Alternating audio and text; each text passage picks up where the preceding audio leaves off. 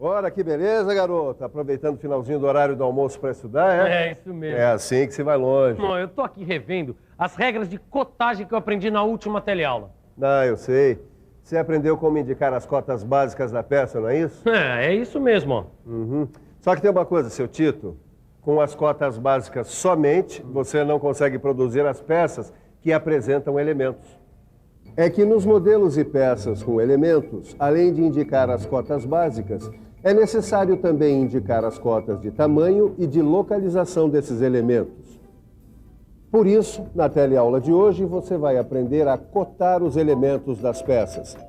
Vai saber que as cotas de tamanho referem-se às medidas do elemento necessárias à execução da peça e que as cotas de localização indicam a posição do elemento na peça ou posição do elemento em relação a outro, tomado como referência. Viu só como não dá pra perder a teleaula de hoje? Então não saia daí, porque a gente volta já já.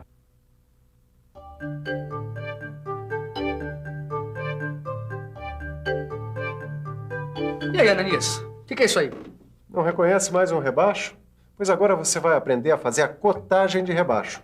Tá aí, como é que faz isso? Bom, para cotar o rebaixo, a gente precisa de duas cotas. A do comprimento e a da profundidade. Então deixa que eu faço isso. Ó, a cota do comprimento é igual a 36 milímetros. E a cota da profundidade é igual a 9 milímetros. Muito bem. Agora chega aqui para ver que a vista onde essas duas cotas são melhor representadas é a vista frontal. Você reparou que a largura do rebaixo coincide com a largura da peça? Reparei. É por isso que não precisa repetir essa cota para completar a ideia do tamanho do rebaixo. E assim, fica representado o modelo com as cotas básicas e as cotas do elemento. Agora, no caso dessa peça, não precisa marcar as cotas de localização do rebaixo, porque a sua posição já está determinada pelos próprios limites da peça. Angela, agora que o pessoal já entendeu com facilidade a cotagem de rebaixo, daqui pra frente vai ficar mais fácil, né? Ah, vai mesmo. Você podia mostrar a cotagem de rasgo. Tá bom, eu mostro. Bom, você já reparou que essa peça aqui, ela tem um rasgo central passante transversal? Pois é, para construir essa peça, além das medidas básicas, a gente vai precisar também das medidas do rasgo. Mostra as duas cotas necessárias para dimensionar o rasgo. A cota do comprimento e a cota da profundidade ou altura. Então, olha aqui. O comprimento do rasgo é 20 milímetros. E a sua profundidade é igual a 7 milímetros. E como o rasgo atravessa completamente a peça no sentido transversal, a largura do rasgo é a mesma que a largura da peça. Agora é com você. Passe essas cotas do rasgo para as linhas de cota correspondentes na vista frontal. E aí, é difícil? Difícil. Difícil nada. A cota 20 indica o comprimento do rasgo.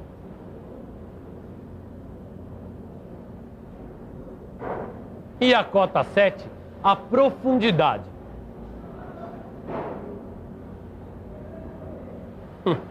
Pronto. Aí está o dimensionamento completo do modelo, junto com as indicações das cotas básicas. Agora, eu já tenho todas as cotas para produzir a peça.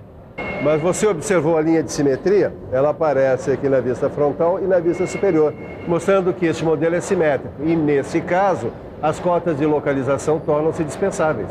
Mas, Silva, vamos imaginar que esse desenho aqui não tenha a linha de simetria. Bom, sem a indicação da linha de simetria, fica assim. É preciso indicar a localização do rasgo através desta cota. Quer dizer, a distância desse elemento em relação à face direita da peça tomada como referência. Ananias, tudo bem se o elemento da peça for um rebaixo ou um rasgo. Isso aqui eu já sei cotar. Agora, e essa aqui? Essa peça com furo eu não sei cotar. Calma, Caio. Você só precisa conhecer a cotagem de furo. Tá, observe comigo esse elemento. Repare que o furo não está centralizado. Nesse caso, além das cotas que determinam o tamanho do furo, nós também precisamos das cotas de localização. A vista onde esse furo aparece com maior clareza é a vista frontal. Portanto, essa será a vista escolhida para a cotagem do elemento. Observe como isso é feito. O tamanho do furo é determinado por duas cotas, comprimento e altura de 16 milímetros. E como é que eu represento a localização do furo? Bom, aí é melhor ouvir quem entende do traçado. O Miguel entende do traçado. Fala aí, Miguel. Fala você já tá na prancheta? Tá bom, eu falo. Para facilitar a execução da peça, a localização do furo deve ser feita a partir do centro do elemento. 2 cotas de localização são necessárias, olha.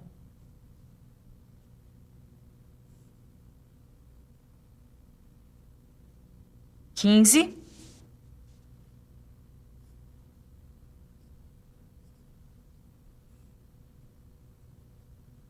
e 15. Bom, agora deixa que eu mostre o desenho técnico completo do modelo com furo quadrado passante. Dá uma olhada. Ele traz, além das cotas básicas, traz também as cotas de tamanho do furo e de localização do furo. Mas tem uma coisa, Silva. Algumas peças que você executa são muito mais complicadas do que esta. Tem toda a razão, Tito. Por isso nós vamos ver a cotagem de peças com mais de um elemento. Quando a peça tem mais de um elemento, 2 situações são possíveis. Já sei. Ou os elementos são iguais ou eles são diferentes. É isso aí. No primeiro caso, não é necessário cotar todos os elementos. Sim. Mas quando a peça tem elementos diferentes, todos devem ser cotados para permitir a sua execução. Veja um exemplo de cotagem de modelo com 2 elementos iguais. Repare que se trata de um modelo prismático simétrico com 2 rebaixos laterais. E como o modelo é simétrico, 2 cotas são suficientes para dimensionar o rebaixo. O comprimento, profundidade ou altura. E para completar o dimensionamento do modelo, é só indicar as cotas básicas. O comprimento de 50 milímetros, a largura de 16 milímetros e a altura de 32 milímetros. Só que nem sempre a peça tem 2 elementos iguais. Observe essa aqui, com 2 rebaixos diferentes. Como é que eu faço a cotagem dessa peça, Ananias? Bom, como os 2 elementos são diferentes, é preciso colocar as cotas de tamanho em cada um dos rebaixos. E assim fica o dimensionamento completo do desenho, com cotas básicas e de elementos. Tudo bem, Ananias. Mas agora, se eu não me engano, eu já vi peças com até 3 elementos, bem mais complexas. Eu acho que você não se engana, não. É muito comum peças com 3 elementos. Preste atenção. Veja como se faz a cotagem desse modelo com 2 rasgos diferentes e um furo passante. Nesse caso, a vista frontal é onde melhor se representa os rasgos, tá certo? Certíssimo, Caio.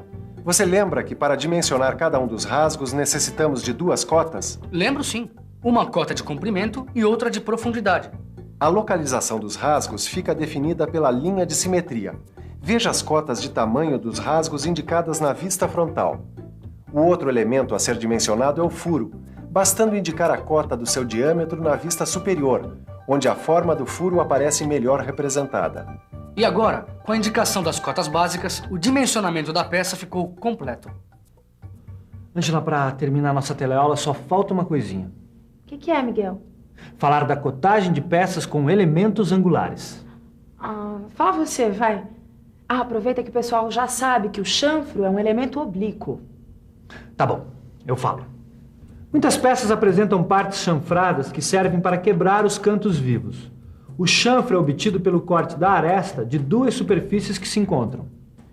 Não esquece de falar que os chanfros podem ser cotados de 2 maneiras, por cotas lineares e por cotas lineares e angulares. Calma, eu já ia falar. As cotas lineares são aquelas que a gente viu até agora. Elas indicam as medidas de extensão. E as cotas angulares indicam as medidas de aberturas de ângulos. Agora é comigo. Deixa que eu mostro a cotagem de um chanfro apenas por cotas lineares. A vista onde o chanfro aparece cotado é a vista frontal. As cotas 8 e 12 indicam o tamanho do chanfro. A largura do chanfro coincide com a largura da peça. Como os 2 chanfros são iguais, basta cotar um deles. A cotagem completa do desenho fica assim. Mas existe outra forma de cotagem do chanfro usando cotas lineares e cotas angulares. Como neste caso os 2 chanfros são diferentes, cada um deve ser cotado separadamente. Agora, repare que no chanfro da esquerda, o tamanho ficou determinado por uma cota linear 7 e uma cota angular 25 graus. A cota 7 indica a altura do chanfro e a cota 25 graus indica a abertura do ângulo do chanfro. Nos dois casos, a largura do chanfro coincide com a largura da peça. E assim, a gente já pode executar o chanfro sem grandes dificuldades. E fica mais fácil ainda quando o ângulo do chanfro for de 45 graus. Olha aqui a sua cotagem. A cota 2, que aparece nos dois desenhos, indica o comprimento do chanfro. A cota 45, que é angular, indica a abertura do ângulo do chanfro. Mas lembre-se, a cotagem só pode ser feita desse modo quando a abertura do ângulo for de 45 graus. E não existem peças com outros tipos de elementos angulares? Aqui estão alguns exemplos. A cotagem destes elementos também é feita por meio de cotas angulares e de cotas lineares. Será que você já consegue fazer a cotagem da última peça? Acho que sim. Eu só preciso pensar um pouco. Vamos pensar um pouco. Vamos pensar em como fazer a cotagem desta peça. Bom, a vista onde o elemento angular aparece melhor representado é a vista frontal. Então é nela que fazemos a cotagem deste elemento. A cota 90 graus indica a abertura do ângulo do elemento. A cota 30 indica o comprimento do elemento. E a existência da linha de simetria dispensa a indicação de cotas de localização. Portanto, a cotagem completa da peça em duas vistas fica assim, sendo que as cotas 50, 25 e 28 são as suas cotas básicas. Angela, agora que o pessoal já está craque mesmo, você podia partir para um exemplo ainda mais complexo. Tá bom, eu vou começar mostrando a perspectiva de uma outra peça com elementos angulares. Agora, acompanhe a interpretação da cotagem dos seus elementos angulares. Deixa que eu falo que as aberturas dos ângulos dos elementos angulares são 135 graus e 45 graus. O tamanho do elemento angular da direita é 45 graus, 4 milímetros e 18 milímetros. Será que os telealunos repararam que a cota 4, aquela que se refere à altura do elemento angular, só aparece indicada do lado direito? Isso acontece porque a altura do outro elemento angular é a mesma. Assim, não é necessário repetir a cota. Portanto, o tamanho do elemento angular da esquerda é dado pelas cotas 135 graus, 4 e 18. É fácil, não é? Mas para melhorar ainda mais a sua compreensão sobre a cotagem de elementos, é bom ficar de olho na revisão. E atenção, se liga aí que é hora da revisão. Na teleaula de hoje, aprendemos a interpretar a cotagem dos elementos das peças. Vimos que as cotas de tamanho referem-se às medidas do elemento necessárias à execução da peça, e que as cotas de localização indicam a posição do elemento na peça ou posição do elemento em relação a outro tomado como referência. Por fim, aprendemos como é feita a cotagem de peças com elementos angulares. No seu livro de estudos, você vai encontrar exercícios para ajudar a fixar os novos conhecimentos. Então não perca tempo e estude, porque daqui a pouco tem mais. Até a próxima. Tchau.